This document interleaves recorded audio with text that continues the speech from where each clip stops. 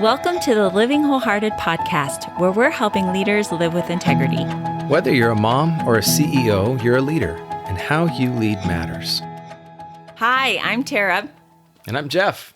And we're here to talk to you a little bit about how we are made. We want to talk a little bit more about our wirings. We use an assessment called the Core Values Index, and we're going to unpack a little bit more of how we learn to honor who we are and how to honor those that we love and we work with and that we're in community with. Yeah, wherever you go, this tool, the CVI, is going to practically hit all relationships, and particularly the relationships that matter the most to you. I'm excited to talk about core values today because there are so many assessments out there right now, and there's a couple that are on the buzz and on the rise. And CVI is near and dear to our heart because we have been trained in over 16 different assessments over the years. And we've seen a fad of assessments coming in and people getting really excited, and then we watch them go away. And so one of the things that caught our attention with the Core Values Index was its reliability. And if that makes no sense to you, totally get it. It's a lot of research talk. But the truth is that the CVI is what? Is it 97% reliable? Mm-hmm. And what that means is that if you take this assessment every 5 years, from when you're a child all the way through to when you're a seasoned adult, there's only a tiny percentage chance that it will shift.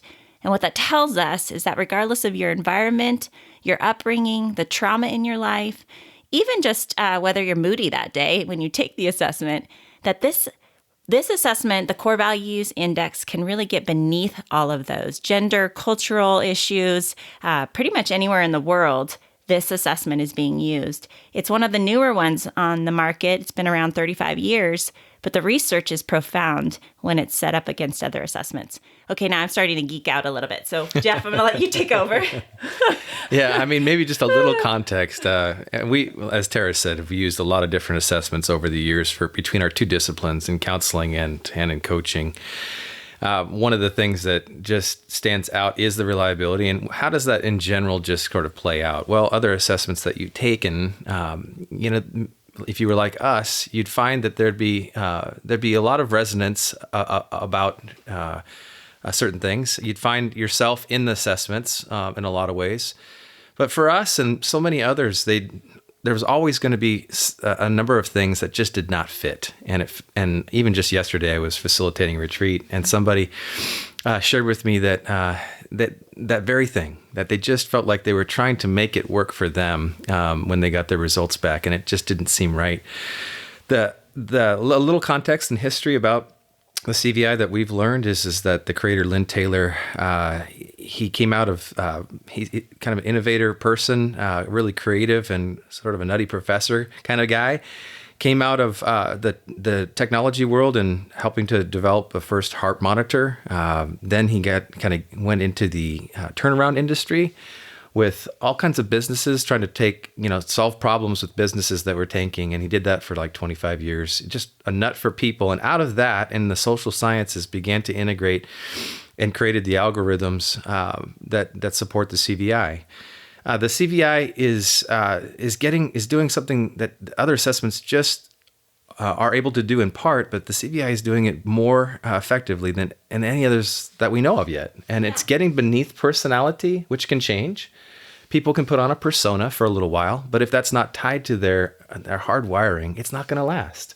So like when you go to college, if you can think about your lifespan, that's a great time to shift and sort of say, well, I want to change some things about me. And that's a time that people naturally want to change some things about their personality. I personally did that. I went from being really quiet and introverted until I went to high school, and I was determined to be more extroverted. And so I practiced being more outgoing and introducing myself all the time and moving around a lot. I kind of was forced to do that. And now people would be surprised that I was ever an introvert. Yeah. So if you're trying to put on a persona to fit into an environment of some sort or to change some things about you, if it's not tied to who you really are, your hard wiring, it's not going to last. Exactly. The other thing is that in the environmental circumstances of life, the highs and lows, right? Some people would think that when I take an assessment at this time in my life, I was on top of the world. I just landed the job I always wanted, and I'm reporting and choosing these word choices, and that's going to impact my results, right? And Or I was grieving the loss of a loved one and going through a really dark season when I took this, and I'm sure that impacted my results. And the interesting thing about this tool is that it's getting beneath personality and beneath environmental circumstances, the highs and lows of life, to the unchanging, hardwired nature, more than any other assessment that we know of. What's so cool about that is that if you have that, then you can start connecting with people and hitting the mark with them for who they are. Yes. Not for who they're supposed to become or areas that they can really try to hone in and grow. It's actually really hitting the mark for people. And we've heard this thousands of times in the work between our two disciplines, that this assessment just got me more than any of the others that I've taken. We've heard that from so many leaders, haven't we? We sure have. And one of the things that's so profound as we've taken this assessment from the organizational world into the families. We've used it in marriages, and we're now using it throughout the Courageous Girls curriculum and helping parents really understand their children and understanding more of how to parent them. Proverbs says to parent your child in the way they should go. And what that means is it actually means to parent them in the bent, the way they're wired, because if you do that, they will not part from it. And so much of our parenting in my world, in the family systems, we're unraveling the messages we got from our parents on who we're supposed to be or who we're not. And we love the CVI because it really affirms this was God's design, his fingerprint for you. And the language is so grace-based in that it helps us to really own that and to appreciate the contributions that we get to make to our own communities, our marriages, our families, our work environments, instead of making us feel like we should do more, be something different. And so the languaging of the core values, the reliability, the way that it really gets to those hard, unchanging wirings within each of us, and then also the practicality of it. I think that really the CVI changed a lot of our marriage dynamics when we both had some big ahas. We were married well over 12 years when we had started working with the CVI. And I remember learning some things about myself that no other assessment had really pinpointed. And you and I both had some major ahas because I had been living out of who I thought I was or who I thought I should be. And it really freed me up to say, oh my goodness, this is not me. And it was really the first assessment that got there. And now I really feel like I'm able to be freed up to be who God's made me to be. And you freedom. Actually appreciate it now more.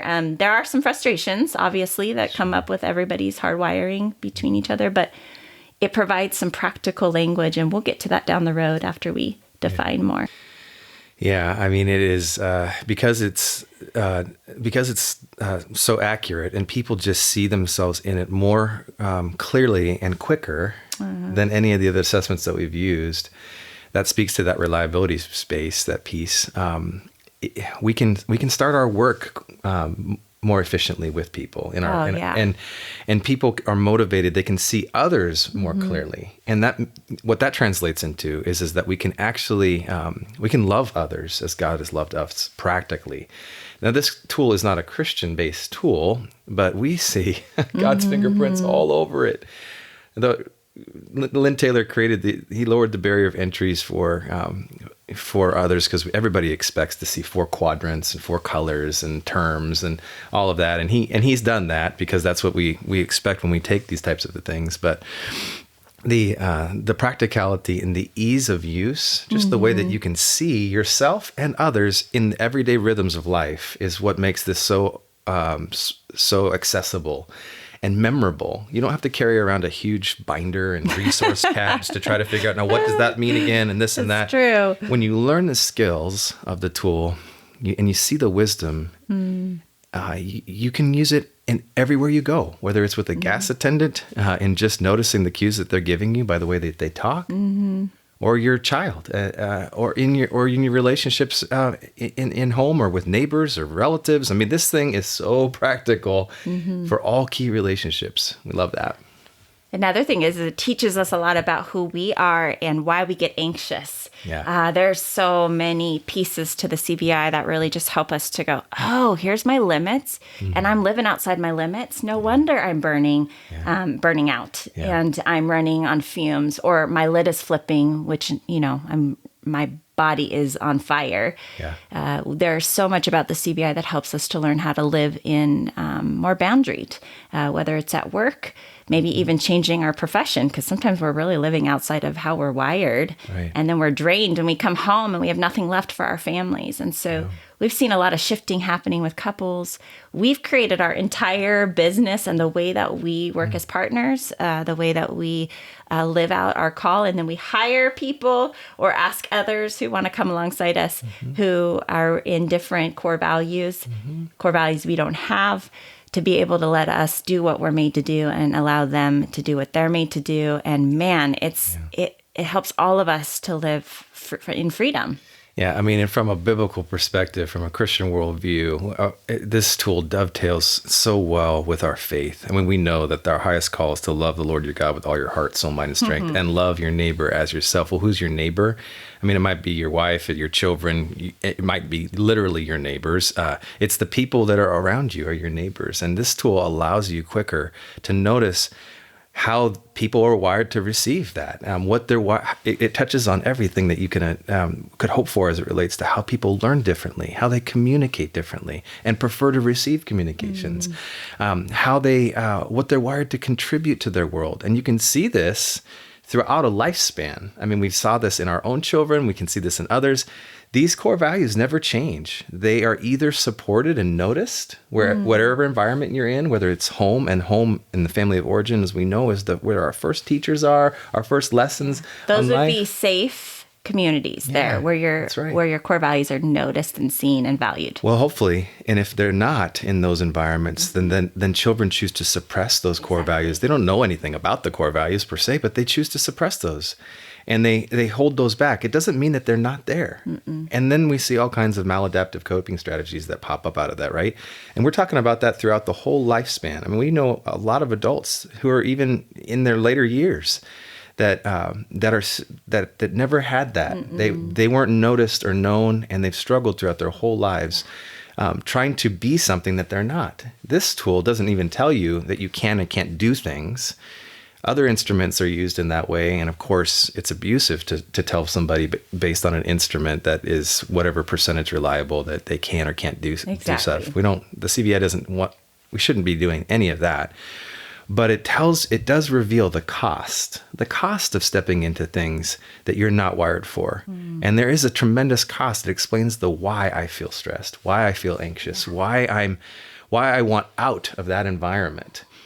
Now, nobody in a job or in a family or in these other environments gets to do everything that they want. That's not realistic. But here's I work hard at that. Here's the fun part. When you're working with people, whatever setting, it could be family, it could be couples, it could be organizational settings, and you give them these tools, this wisdom, you can experience more joy, more of the benefits to living out your core values structurally even. You can put people in positions. I mean, leadership, no matter where we're talking about, whatever environment it is, leadership, a huge part of it is putting people that you're leading in positions to succeed.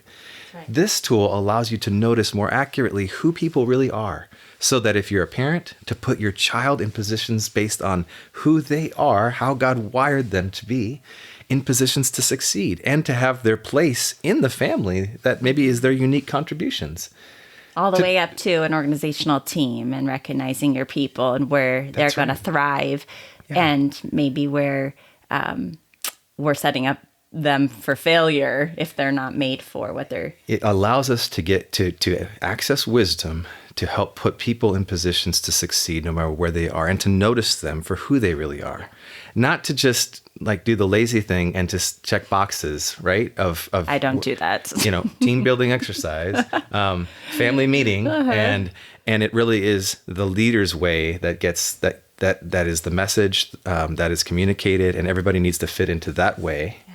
It's actually noticing the unique contributions of each person, tapping into those, because guess what? When all 4 core values, we haven't even really named them or talked about them.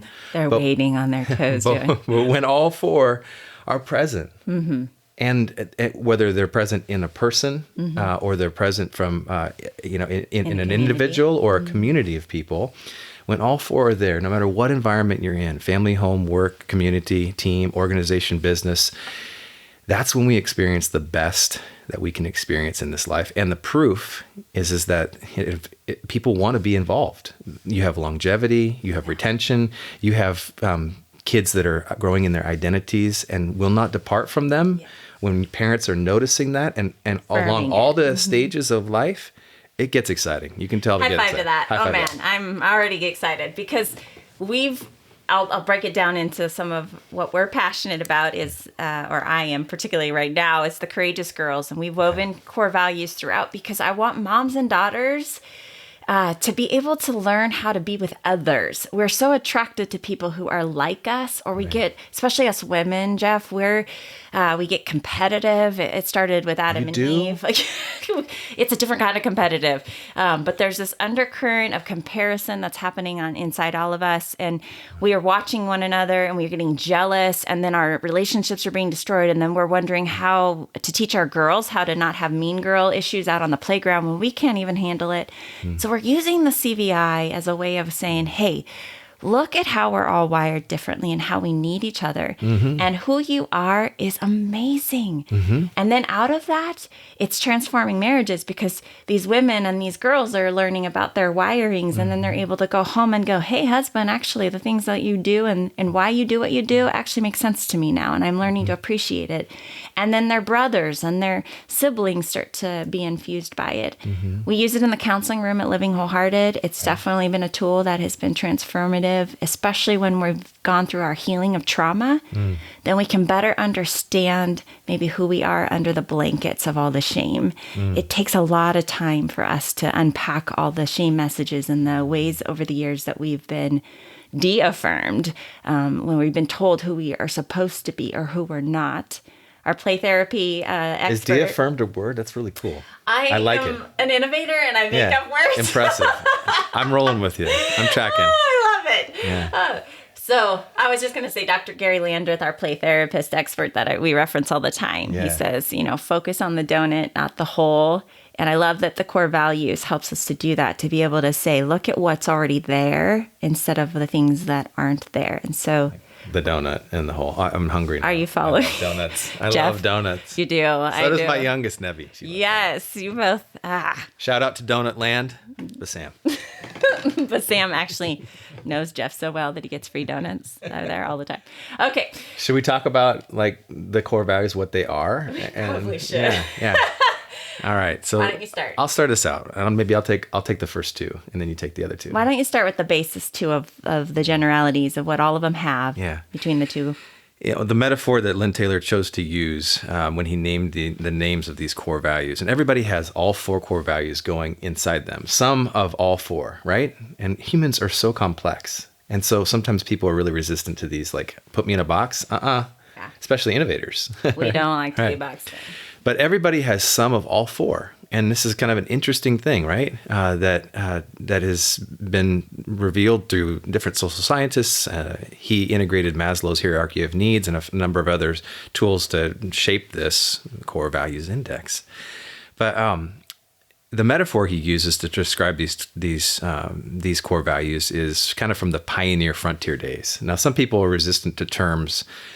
I mean, other assessments have animal names, and it's like that used to be like nails on a chalkboard for me. I just thought that this was just psychobabble, whatever. But so if you're resistant to these kinds of tools and these terms, realize I was so there. But I gave in. It was like uncle, I give. When I realized that this was actually working in the relationships that mattered the most to me, and so I got over the hump of these terms. But the pioneer metaphor was used in the pioneer community. We're out here in the Great Northwest, Oregon Trail. You can imagine that the community of wagon trains were coming into to the space where they were going to set up for a few days, and they were going to rest, right? And in that community, you had four types of people, okay? And the metaphors are merchants, they're builders, they're innovators, and bankers. And these terms and the definitions are really important, but let's describe it this way, and Lynn does. The innovators, when the wagon train would come in, the innovators would be the first, really, to get out and to go and to try to pattern the game. Community needs to eat. They need to drink. They'd go out and pattern for the game. They try to watch and identify when the deer, the elk, the game would come down to feed in the meadow and go up to bed down. So when they would be vulnerable for the hunters, right? The innovators would also come up with, they'd figure out where the fresh water was and how to make sure that it was clean and able to be enjoyed by the community in a safe way, right? They're systems thinkers. They're solving problems, practical for the community, right? The builders would then go out and they would take the information and the strategies that the innovators had given them about the game, and then they'd go and take the game. And they'd bring back the meat to the community. Now, hopefully you're already beginning to see that how each part plays a role in contributing to the community. That's the really neat thing about this tool. Every core value contribution is significant. Not one is better than the other, even though sometimes we really think our way is better, right? It's human nature. Okay, so the builders have brought the food back. Everybody's celebrating that they've got meat to eat. And now everybody is eating and enjoying, and you can just imagine the fire is crackling, and now in comes and slides the merchants. And the merchant are taking the center stage and beginning to tell the story. Now, they're not just storytellers, but they really are good at that. What they're really good at is bringing people together. Relationships, that's their thing. And they are naming names and telling the stories about the adventures from the day, and they're connecting, and they might be embellishing a little bit, but everybody knows that they're doing that because they're a good storyteller. And they're bringing people together, relationships, and they're so good at that. And then at the end of the night, everybody's sleepy, had a great old time, they're going to bed.